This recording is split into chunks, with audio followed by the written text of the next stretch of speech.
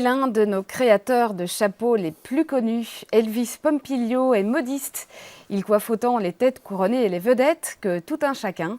Il a ouvert sa première boutique à Bruxelles en 1987 et a très vite acquis une renommée internationale. Bonjour Elvis Pompilio. Bonjour. Alors je suis surprise, moi je pensais que vous allez vous voir avec un chapeau, je pensais que vous portiez toujours un chapeau. Très souvent, mais bon, quand il n'y a pas vraiment de raison d'en porter, j'en porte pas. Je porte plus souvent des chapeaux qui me protègent du froid ou du soleil, ou alors pour parader, mais là je n'avais pas vraiment de raison de venir parader ici. Et donc, oui, j'en mets très souvent en tout cas. Parce que je vous ai un jour entendu dire que quand on ne porte pas de chapeau, c'est comme si on n'était pas fini, ou quelque chose comme ça. C'est vrai, même bon, là j'ai un foulard, un badge, j'ai d'autres accessoires. Donc on ne porte quand même pas le chapeau en toutes circonstances. Si, on peut. Si, bien sûr, on peut. C'est-à-dire qu'il faut faire ce qu'on a envie à notre époque. Je crois qu'on est libre de faire ce qu'on a envie. On voit tellement de choses différentes qu'un chapeau un peu rigolo ou un chapeau même adapté à une tenue, c'est toujours bien. Parce qu'en plus, vos chapeaux, et ça on en reparlera, hein, ont ce côté un peu fantaisiste et extravagant qui fait qu'on a l'impression qu'au fond, on peut les porter tout le temps. Oui, parce que je fais des chapeaux transformables. En fait, je fais vraiment des choses très variées. Je fais des choses pour les enfants, je fais des bonnets de ski, mais je fais aussi des chapeaux pour l'haute couture. Je fais des chapeaux pour l'autre jour, j'ai une dame très âgée qui avait 102 ans. Je lui ai aussi fait un chapeau. Donc, j'ai vraiment un grand panel. Alors, pour autant, qui porte encore un chapeau aujourd'hui? Parce que quand on se promène en rue, on ne voit pas tant de gens que ça qui portent un chapeau. Si vous commencez à être un peu observateur, on en voit quand même pas mal. Plus en hiver qu'en été. Et c'est vrai que ça a un peu disparu quand même. Enfin, moi, j'ai toujours, depuis 27 ans, j'essaye de faire réapparaître. Mais finalement, c'est bien que tout le monde n'en porte pas. Les gens qui en portent, c'est juste les gens qui en ont vraiment envie. Est-ce que ce n'est pas aussi réservé à une catégorie sociale, ou à certaines catégories sociales? Non, parce que maintenant, on retrouve des chapeaux à tous les prix. Les miens la moyenne des prix, c'est 300 €. C'est vrai que ce n'est pas donné. C'est pas donné à tout le monde. Ce sont des chapeaux qui sont faits à la main, dans des qualités extrêmement belles et extrêmement solides. Et vous savez, déjà rien qu'en matière, parfois, il y a pour 200 € dans un chapeau. C'est ça. Mais c'est vrai que ce n'est pas à la portée de tous les portefeuilles, évidemment, 300 € pour un chapeau. Non. Mais il y a du choix. À notre époque, il y a du choix. On peut trouver des chapeaux même à 10 ou 15 € qui sont corrects. Et est-ce que tout le monde a une tête à chapeau? En fait, il y a des gens qui ont des chapeaux, il y a des gens qui ont des têtes où ils peuvent tout se permettre. Ils peuvent mettre n'importe quel chapeau, ça leur va. Et puis il y a des gens, il faut chercher un peu plus, mais quand on trouve le bon chapeau, c'est un peu comme une coiffure, vous voyez. Il y a des gens qui peuvent se coiffer des cheveux courts, des cheveux longs, des cheveux roux, blonds, et tout leur va. Il y a des gens où ils ont une coiffure et s'ils changent, ça ne va pas. Ça. Et donc on a tous une tête à chapeau, mais il faut trouver le chapeau qui nous convient. Absolument. Il faut aller chez un professionnel et pas mettre n'importe quoi comme tout le monde. Enfin, pas n'importe quoi parce que le voisin a ça, il portait ça. Non, il faut essayer de trouver la bonne chose et le bon chapeau. Alors, on l'a dit, vous faites des chapeaux depuis 27 ans, ou en tout cas, vous avez ouvert votre première boutique il y a 27 ans, mais vous faisiez déjà des chapeaux avant ça. Oui. Est-ce que vous faites aujourd'hui le métier que vous rêviez de faire quand vous étiez enfant? Je fais en tout cas un des métiers que j'aurais rêvé de faire. Il y en avait d'autres? C'est-à-dire que, vous savez, moi j'aime l'art en général. Donc j'aurais pu être peut-être photographe ou peut-être aussi acteur. J'aime beaucoup aussi le cinéma et la comédie. Tout ça. J'aurais pu faire d'autres choses dans l'art, certainement, la sérigraphie. Bon, la mode, c'est quand même quelque chose qui m'a toujours passionné, qui m'a toujours un peu titillé, fasciné. Oui, fasciné. Et puis finalement, je l'ai fait pour moi au début. Et puis c'est devenu mon métier. Vous l'avez fait pour vous au début très jeune, non? Puisque oui. je vous ai entendu dire aussi que vous aviez commencé à fabriquer des chapeaux quand vous étiez petit, en fait. Oui, j'ai commencé très jeune, par hasard plus ou moins, parce que ma sœur j'ai des neveux qui sont pas beaucoup plus, qui sont à peine plus jeunes. Beaucoup plus jeunes que vous. Voilà. Et ma sœur faisait les vêtements pour le carnaval et moi je faisais tous les chapeaux. Ah oui, pour le carnaval. Au début, oui, ça a commencé comme ça. Mais aussi, et c'était où alors à l'époque? C'était à Liège? C'était à Liège, oui. Mais aussi, quand ma mère tricotait beaucoup, elle me tricotait toujours des pulls, je lui demandais toujours la casquette ou le bonnet ou le béret, et je lui ai fait des petits dessins déjà très jeune, genre à 8 ans. Et ça vous venait d'où ça? Parce que c'est quand même très spécifique de se passionner comme ça très jeune pour les chapeaux. C'est vrai, ça vient peut-être du cinéma, de ce que j'ai vu, de ce que j'ai pu observer. J'étais un enfant très sage et très calme et j'étais très observateur. Donc, C'est marrant parce que la sagesse n'est pas forcément ce qui caractérise le plus vos créations, hein. non, c'est vrai. Mais justement, c'est peut-être les gens les plus comiques qui sont le moins dans la vie. Donc, vous savez, il y a des fois des choses... Et donc vous disiez que vous étiez un enfant très sage et que vous étiez très observateur, c'est ça Oui, qui... oui, j'ai vraiment beaucoup observé, puis j'ai vu beaucoup de choses se passer très jeune. Même ma mère avait un café, donc j'ai vu des tonnes de gens différents se balader, enfin, et des looks très différents. Et puis Liège Et n'est c'est pas une ça que vous ville. observiez en fait, c'était toute cette foule de gens qui passaient devant vous. Donc vous observiez tout ça dans le café familial? Par exemple, oui, et encore actuellement, j'aime beaucoup observer. C'est comme ça que j'apprends. Je réfléchis beaucoup, je regarde, et ça me permet de pouvoir après rentrer dans mon atelier et créer de nouvelles choses. Mais à l'époque, pour rester un petit peu sur votre milieu familial et aussi sur ce que votre enfance a pu vous apporter dans la suite, enfin dans vos créations après, quand vous observiez les gens qui passaient au café de votre maman, qui étaient tenus par votre maman, c'était quoi? Vous observiez leur coiffe déjà, leur coiffure, leur couvre-chef, ou bien c'était plutôt les personnalités qui vous inspiraient? Mais c'est plutôt ça, oui, la personnalité. Parce que déjà, quand j'étais petit, on en portait déjà beaucoup moins des chapeaux. C'était déjà la fin. Donc, ce qu'il faut dire aussi, ce qu'il faut peut-être préciser, c'est que vous étiez à Liège, vous habitiez à Liège, et donc votre mère tenait un café, et votre père... J'étais mineur, je travaillais dans les mines. Mon papa est venu en Belgique pour travailler dans les mines, et puis il a arrêté... d'Italie, c'est ça, hein? D'Italie, oui. Et puis il a arrêté à un certain âge parce qu'il était malade. Et puis voilà, je me suis beaucoup amusé parce que j'étais très très libre. Mes parents m'ont laissé toujours la liberté. À 12 ans, j'avais la liberté. J'ai choisi d'aller dans une école artistique. Personne m'a dit non, tu devrais faire ci, tu Ah devrais oui, faire c'est ça. ça. Donc, Et dans j'étais votre très famille, libre. on ne vous a pas découragé ou bien on ne vous a Pas pas du fait tout, pas du tout. comprendre que c'était pas le choix. Ah non, pas du tout. J'ai vraiment été livré à moi-même et c'est une bonne chose. Et livré à vous-même dans le sens positif, c'est-à-dire dans le sens où on vous accordait une liberté, ou bien dans le sens où finalement on ne faisait pas vraiment attention à ce que vous faisiez et au choix que vous faisiez? On ne faisait pas trop attention à ce que je faisais, ni à ce que je choisissais. Comme j'étais un enfant assez sage, peut-être on me fait confiance. Et puis j'avais des grandes sœurs qui déjà étaient presque mariées, etc. Donc j'étais un peu surveillé quand même, mais finalement j'étais assez libre de faire et de choisir. Il n'y avait pas de tabou, il n'y avait pas de... J'ai eu beaucoup de chance pour ça en tout cas, de pouvoir faire ce que je voulais.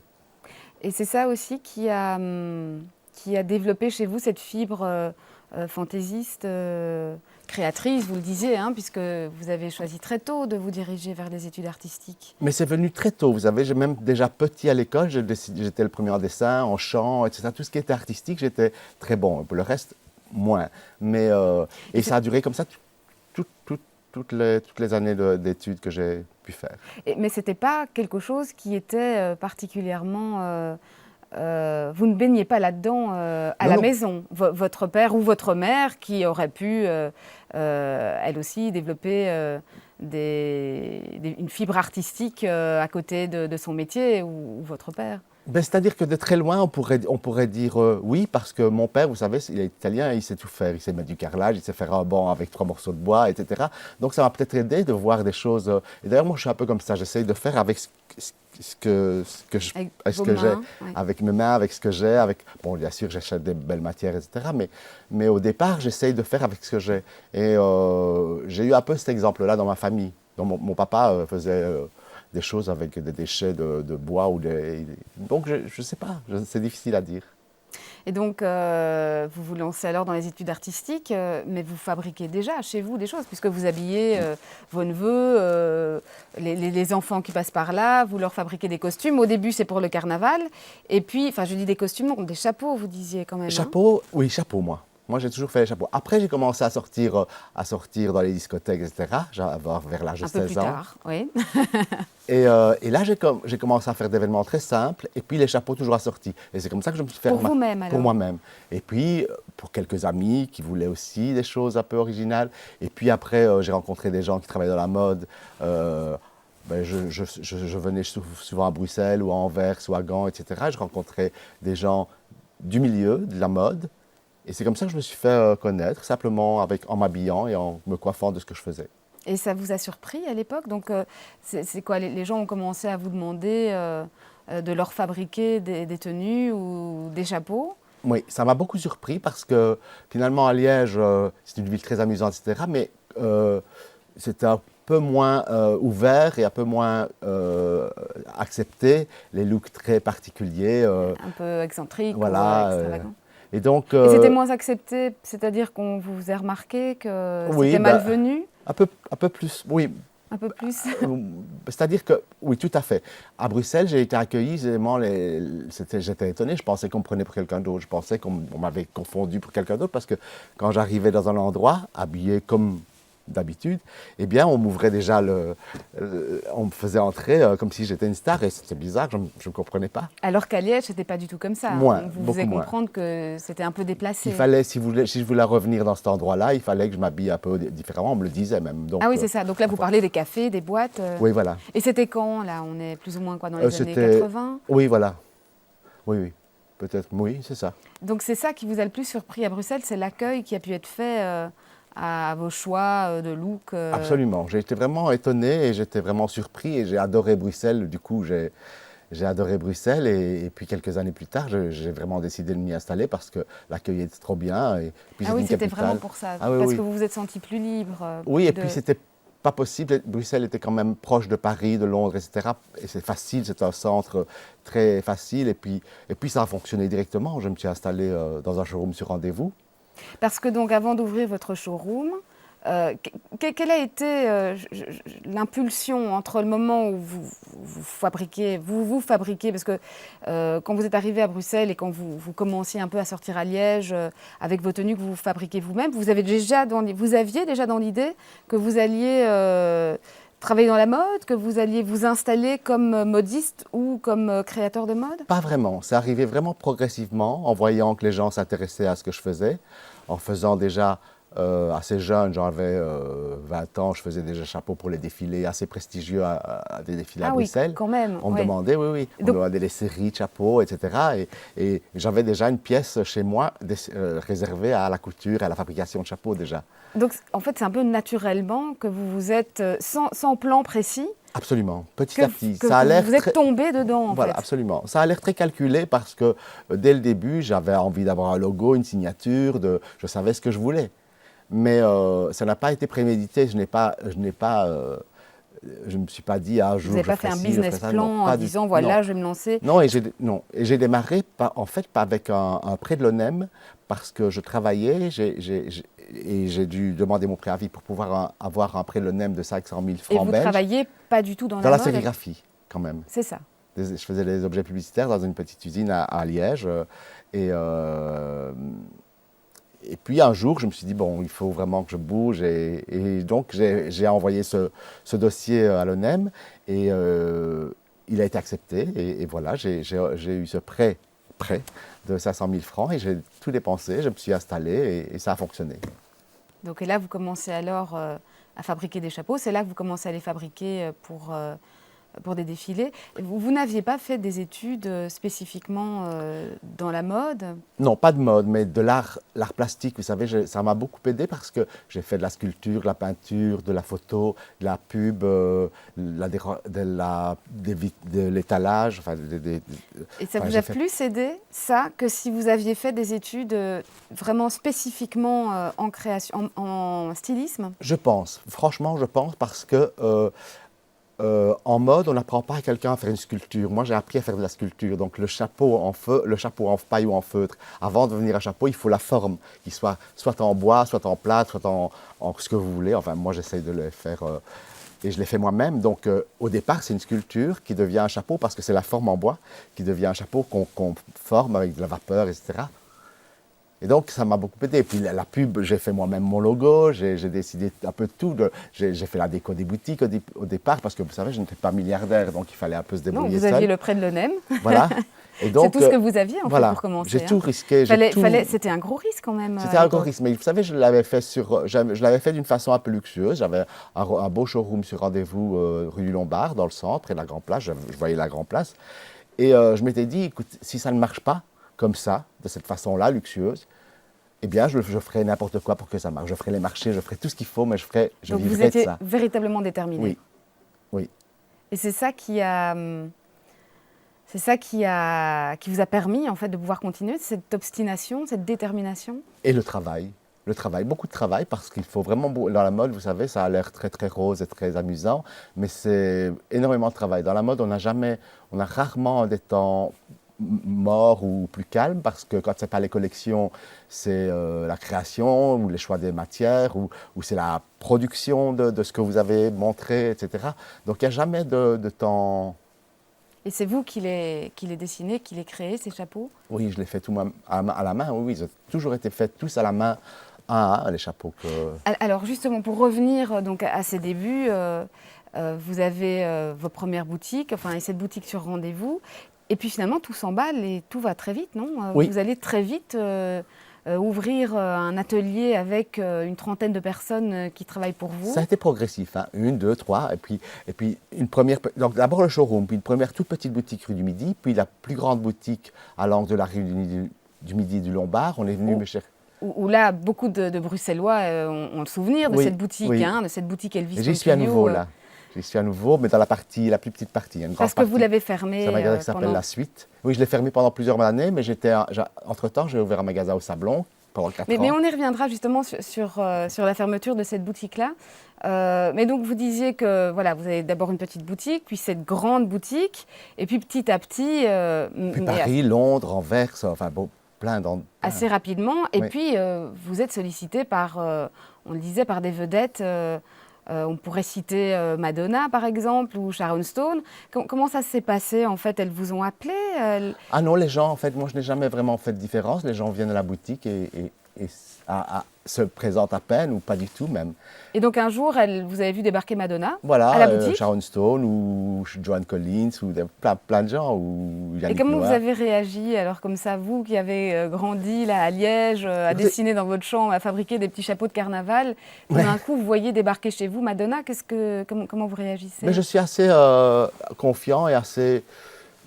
J'ai trouvé ça normal, je trouvais que ce que je faisais était très bien, et donc je trouvais ça normal d'attirer des gens qui avaient un choix énorme, qui voyageaient beaucoup, qui étaient très capricieux. Et finalement, se faire un chapeau sur mesure, ou s'il existe, il l'a tout fait par un modiste qui fait tout à la main, c'est quand même quelque chose de très particulier, ça n'existe pas tellement finalement.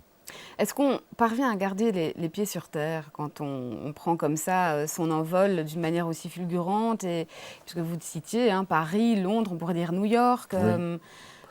Hong Kong, Oui. vous coiffez effectivement des vedettes, mais aussi des reines. Est-ce qu'on n'attrape pas la grosse tête, sans mauvais jeu de mots? Non, parce que c'est vraiment une toute petite partie de mon travail, ça. Le reste est tellement important et tellement prenant, les collections, la fabrication, tout ça, que vraiment, on est déjà tellement sur Terre quand on est dans un atelier, quand on doit diriger 40 personnes et quand on doit tout gérer. Mais donc vous recevez de la même manière Sharon Stone et une dame du quartier, Mais oui, évidemment. un client Oui, oui. ordinaire. Parfois, il y a des gens qui disent vient... ah, j'ai économisé pendant 1 an pour pouvoir m'acheter un chapeau de chez vous, j'ai mis de temps en temps un peu d'argent de côté. Moi, c'est le même plaisir. J'ai vraiment le même plaisir à m'occuper de quelqu'un de connu que quelqu'un comme ça, quelqu'un de pas connu. Et qu'est-ce qui les attirait dans vos créations? Est-ce que c'est ce côté un peu fou, ce côté fantaisiste C'est-à-dire, certainement, à première vue, ça a l'air fou et fantaisiste et importable ce que je fais, parce que les vitrines sont toujours colorées, toujours.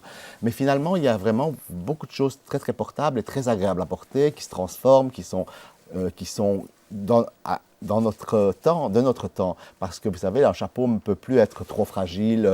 Maintenant, un chapeau, les gens travaillent beaucoup, et que ce soit une femme ou un homme, les gens n'ont pas une boîte à chapeau tout le temps avec eux pour se promener. On prend le chapeau, on le pose dans sa voiture. C'est ça, parce qu'avant, il fallait beaucoup de place pour entreposer tout ça. Mais oui, parce que c'est des chapeaux anciens, c'est des chapeaux avec des gros grains, avec des doublures, beaucoup de... Moi, j'ai essayé d'enlever le maximum et j'ai essayé de faire des chapeaux qui soient adaptés à notre époque. Est-ce que les personnes que vous voyez défiler quand vous étiez petit dans le café de votre maman vous inspire toujours aujourd'hui? Est-ce que c'est toujours ça qui vous inspire? Et puis d'autres personnes que vous pouvez observer, évidemment. Oui, tout à fait. Les gens m'inspirent, la vie m'inspire, la nature m'inspire, tout ça m'inspire. Je suis rarement, je fais rarement des collections ou jamais des collections par rapport à quelque chose qui existe, soit un courant, soit une tendance, soit une culture. Je fais vraiment, ça sort, ce ne sont pas des choses qui... Vous suivez pas la mode, en fait? Non, de toute façon, un créateur, je pense qu'un créateur n'est pas là pour suivre. Il doit créer, il doit donner aux gens envie de porter des nouvelles choses et il doit apporter quelque chose. Il y a dans le prêt-à-porter, c'est vrai, des gens qui suivent la mode, qui vont dans les bureaux de tendance et qui savent que l'an prochain, ce sera le jaune, le vert et le bleu qu'on portera. Moi, je ne travaille pas du tout comme ça. Je fais mes propres choix de couleurs, mes propres choix de matière et j'essaye d'acheter le moins de magazines possible. Je n'achète pas de magazines, je vais rarement au défilé, etc. Et c'est toujours comme ça que vous avez travaillé, et 30 ans plus tard, c'est toujours comme ça que vous avez envie de travailler? Oui. Oui, parce qu'on est déjà tellement influencé par ce qu'il se passe dans le monde. On peut être inspiré par l'actualité, par un événement important, et ça peut vous déclencher... vous savez, la création, c'est quelque chose de presque inexplicable. Alors on va peut-être pas essayer d'expliquer, mais on ira plutôt voir ce que vous faites. Pour revenir alors sur les boutiques que vous avez ouvertes et cette évolution que vous avez connue. Donc il y a eu cette boutique sur le coin de la rue des Lombards et de la rue des Midi, qui a été très connue, puis que vous avez fermé. Oui. Vous en avez ouvert d'autres. Vous avez eu cet atelier qui a grandi et qui a progressivement fait travailler là une trentaine de personnes. Et puis finalement, vous avez décidé de quasiment tout arrêter. Alors, qu'est-ce qui s'est passé? C'est la crise qui est passée par là? Non, pas du tout. En fait, je n'avais pas envie de devenir un gestionnaire et quelqu'un qui gère des gens et des choses. Et j'étais à la fin, quand vous avez plusieurs magasins et que vous vendez 30 000 chapeaux par an partout dans le monde, à la fin, vous devenez vraiment, vous êtes là.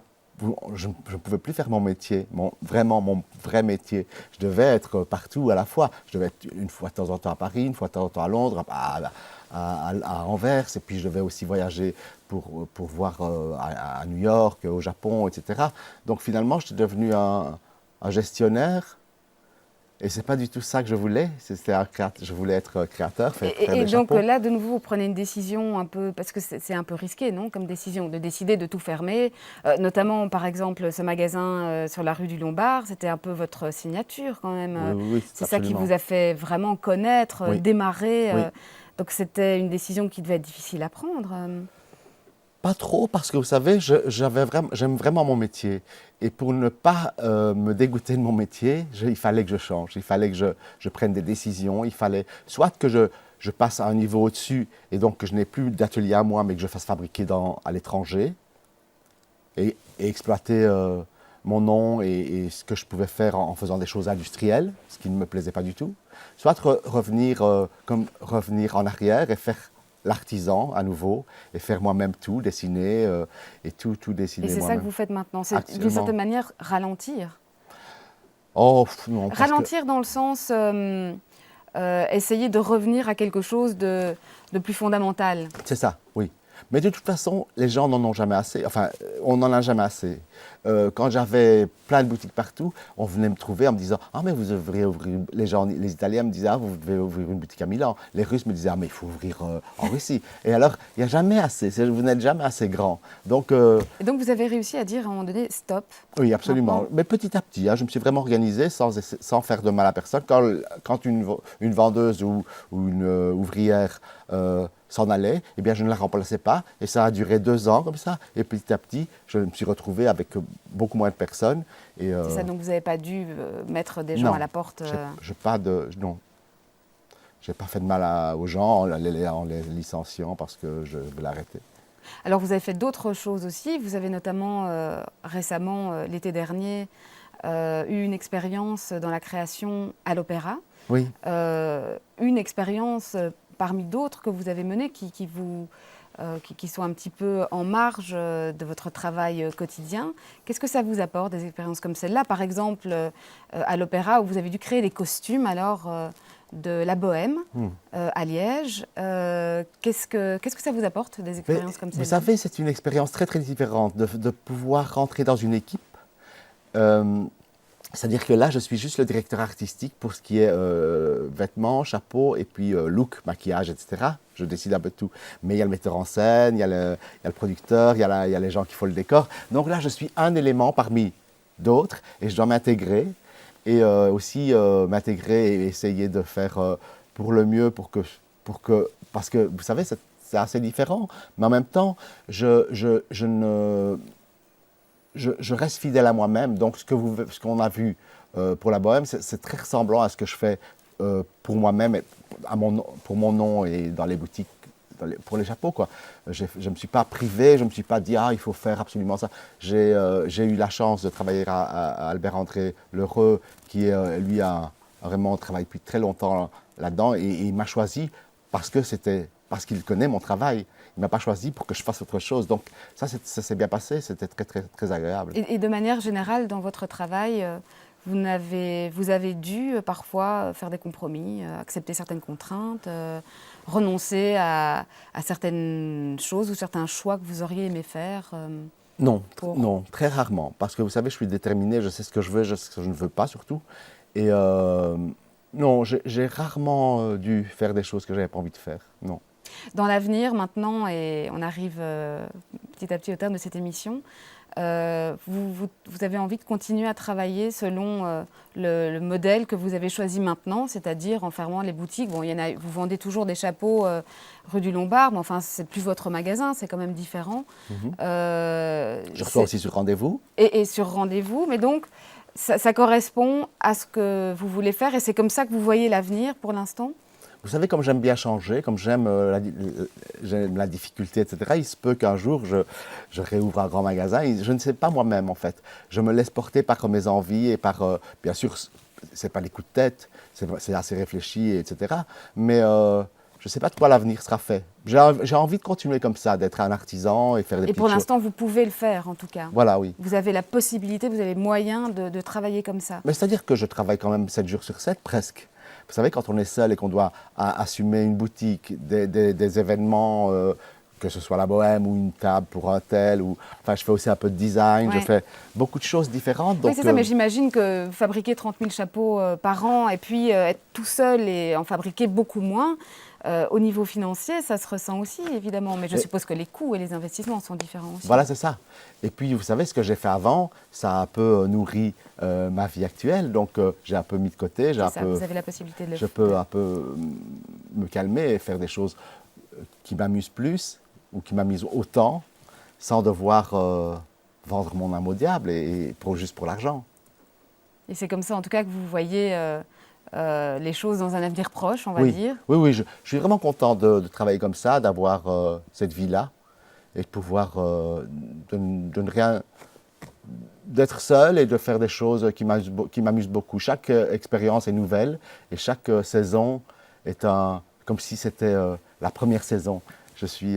Chaque fois, c'est un nouveau départ parce que vous savez, collaborer ici avec des grands noms comme Van de Melmester ou Granit Branchino, etc. Oui, parce que vous travaillez aussi, vous collaborez avec des grands noms de la mode. Hein, voilà. ouais. Donc c'est aussi chaque fois des nouveaux challenges et des nouvelles choses parce qu'il faut chaque fois, bien sûr, il y a une ligne il y a le style qui reste parce que ça, je ne peux pas le changer, c'est impossible, c'est comme ça.